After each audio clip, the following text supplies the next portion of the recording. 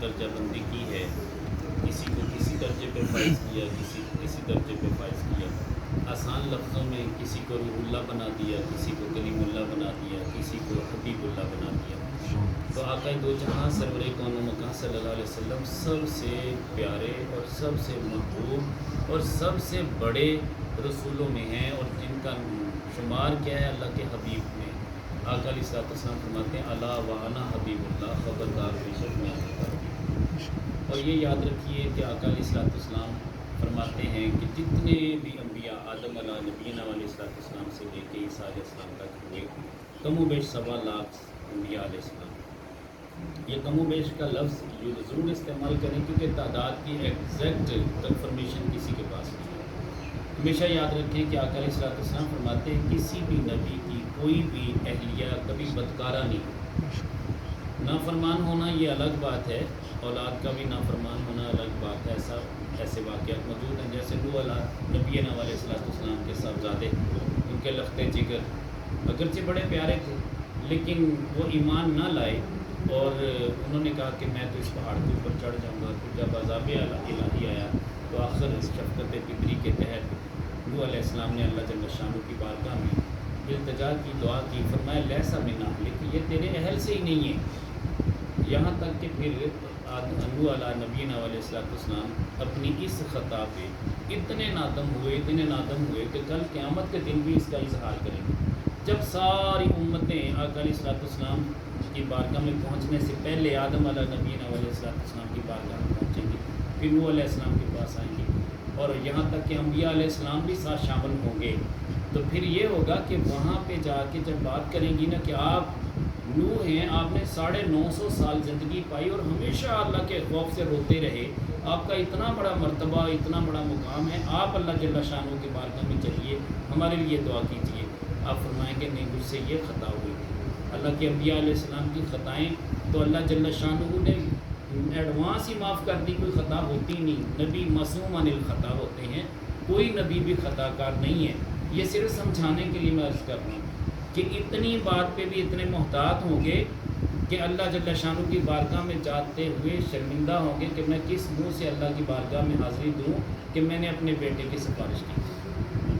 آج اگر کوئی باپ اپنے بیٹے کی نافرمانی کے بدلے میں اگر کوئی سفارش کرتا ہے، اللہ کے ہاں دعا کرتا ہے، وہ قابل قبول ہے، وہ اللہ کو بڑا محبوب اور پسند ہے۔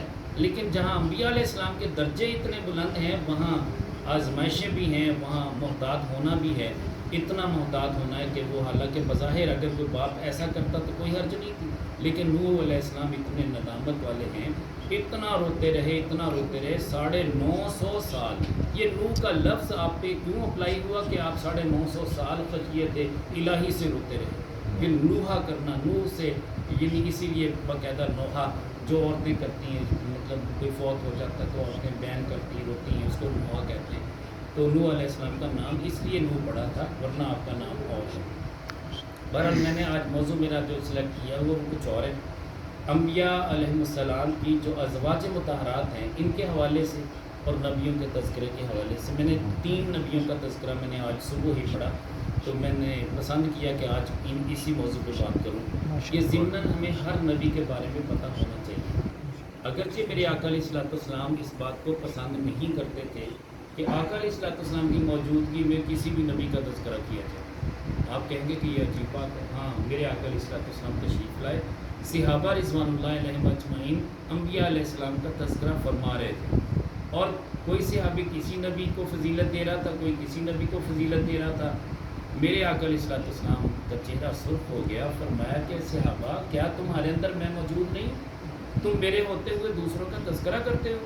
حالانکہ تمام نبیوں پہ ایمان رکھنا ایک مسلمان کی شان ہے، اور خود نبی صلی اللہ علیہ وسلم نے تمام انبیاء علیہ السلام کا فرداً تذکرہ کیا، اور قرآن کریم میں بے شمار واقعات ہے، لیکن اللہ کے پیارے نبی کے ہوتے ہوئے کسی صحابی کی مجال نہیں ہے کہ دوسروں کی شانیں بیان کرتا پھر۔ یعنی یہ بھی ایک بے ادبی ہے کہ آقا علیہ الصلوۃ والسلام کی موجودگی میں کسی بھی نبی کی فضیلتوں کو بیان کرنا، اس کی بھی اجازت ہے۔ میرے آقا علیہ الصلوۃ والسلام کو جو بات پسند ہے وہ یہی ہے کہ آپ خود جتنے دل چاہے تذکرے کریں، اور جتنا بھی قرآن کریم میں آیات آ جائیں، کسی کی مجال نہیں اس پہ اعتراض کریں۔ لیکن بات یہ ہے کہ صحابہ کو ایک ہی بات تھی کہ میں تمہارے پیش نظر ہوں تو پھر میری موجودگی میں کسی اور کے فضائل بیان کرنے کی بھی تمہیں اجازت ہے. یہ میرے آقا علیہ السلام کا خاصہ ہے. بہرحال میں نے حضرت یوسف علیہ نبینا علیہ السلام کے تذکرے کو جب پڑھا، زندگی میں پہلی بار میں نے یہ بات پڑھی، میرے علم میں پہلے نہیں تھا. آپ کا حسن اتنا تھا رب کائنات جل وعلا نے ابھی حسن سے ایک پردہ اٹھایا، صرف ایک پردہ. جب ایک پردہ اٹھایا تو آپ کے حسن کی کوئی تاب نہیں لا سکا. حالات کیا تھے کہ آپ کو جب بیچا جا رہا تھا مزار مصر میں، اس وقت رب کائنات جل وعلا نے یوسف علیہ نبینا علیہ السلام کے حسن سے ایک پردہ اٹھایا. اس وقت ہوا کیا تھا، 25,000 لوگ تو بھگدڑ میں ایک دوسرے کے پاؤں کے تلے ڈھونڈے گئے اور ان کو شہادت نصیب ہوئی. مقصد کیا تھا کہ یوسف علیہ نبینا علیہ السلام کا دیدار کرو. لاکھوں لاکھ لوگ اپنے گھروں سے نکل آئے کہ اللہ کے نبی ہیں، حالانکہ اس وقت آپ نے نبوت کا اظہار نہیں کیا تھا. لوگوں میں مشہور یہی تھا کہ اتنا خوبصورت جوان، اتنا خوبصورت غلام جو منڈی میں بکنے کے لیے ہے، اس کے حسن کی کوئی تاب نہیں لا سکتا. لوگ جوک اور جوک لاکھوں کی تعداد میں نکلے، 25,000 لوگ اس بھگدڑ میں موت کا شکار ہو گئے.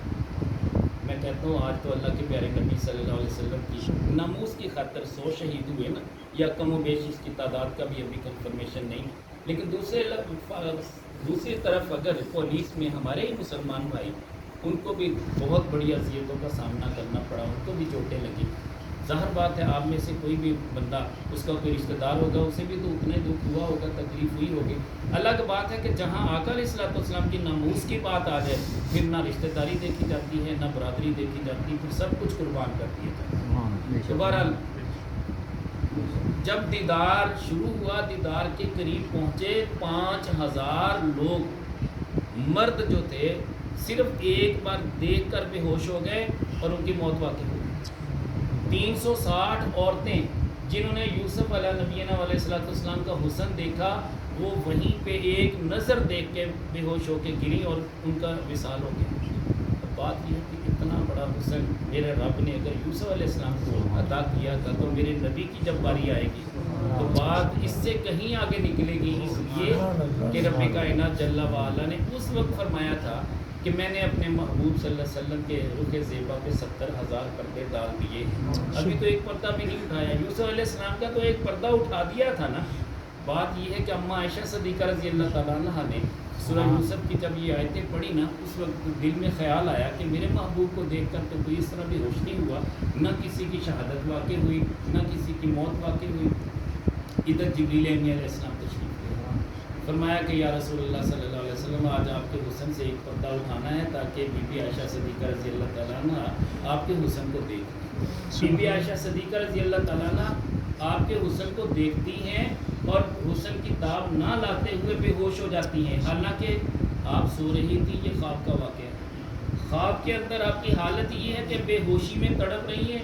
جو آپ کے گھر کے افراد تھے انہوں نے اٹھایا، کیا ہوا، پانی کے چھینٹے لگائے، ہوش میں آئیں. کہنے لگے آج یہ واقعہ پیش آیا کہ میرے آقا علیہ السلام قرآن کریم میں سورہ یوسف تلاوت کر رہے تھے، میں پاس بیٹھی تھی. جب ان آیتوں پہ پہنچے تو میں نے عرض کر دیا کہ حضور آپ کو دیکھ کر تو کوئی بھی ہوش نہیں ہوا. میں کہ میرے حسن سے رب نے پردے تو اٹھائے نہیں. اے عائشہ اگر یہ دیکھنا ہے تو پھر جبریل علیہ السلام بھی حاضر ہو چکے اس کام کے لیے. ابھی ایک پردہ اٹھایا، خواب کی حالت میں اماں عائشہ صدیقہ رضی اللہ تعالیٰ عنہ بے ہوش ہو گئی.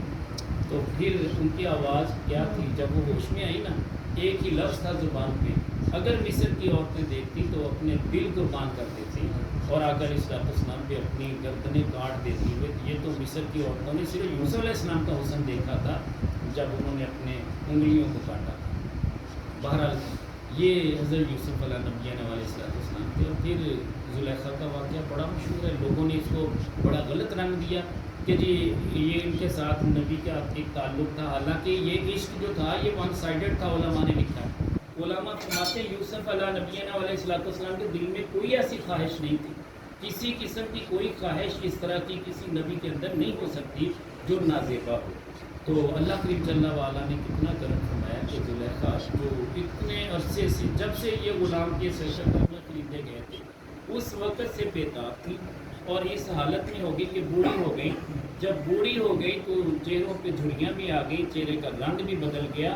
اور حالات کیا ہیں کہ اس وقت جب یوسف علیہ نبینا علیہ السلام تشریف لے جا رہے تو ابھی خچر کے پاس جو خچر کے اوپر آپ تشریف فرما تھے وہ سواری گزر رہی ہے تو ادھر زلیخا علیہ السلام آپ کو آوازیں دے دے کے بلا رہی. کسی نے بتا دیا کہ یہ ابھی سواری گزر رہی ان کی, تو یہ کہنا تھا. تو یوسف علیہ السلام نے تو توجہ نہ کی, وہ تو گزر رہے تھے. جبریل امین علیہ السلام نے آ کے لگام کو پکڑ لیا, فرمایا کہ اے یوسف اب تمہیں اترنا پڑے گا, اس لیے کہ اب حکم ربی. اللہ جل شانہ نے حکم دے دیا ہے کہ یوسف علیہ السلام اس بڑھیا کی بات سنیں. جب بات سنی تو پھر انہوں نے اپنی محبت کا اظہار کیا. تو یوسف علیہ السلام نے رب کائنات کی بارگاہ میں دعا کی کہ باری تعالیٰ اگر تو اسے پسند کرتا ہے تو پھر اسے اسی طرح کی جوانی بھی دے دے, اسی طرح کا حسن بھی دے دے. روایت میں آتا ہے کہ وہی حسن لوٹ آیا, یہاں تک کہ یوسف علیہ نبی علیہ السلام نے حضرت زلیخا رضی اللہ تعالیٰ عنہ کے ساتھ نکاح کیا. جب نکاح کیا تو پھر 9 بیٹے پیدا ہوئے جو بڑے بڑے مراتب کے فائز ہوئے.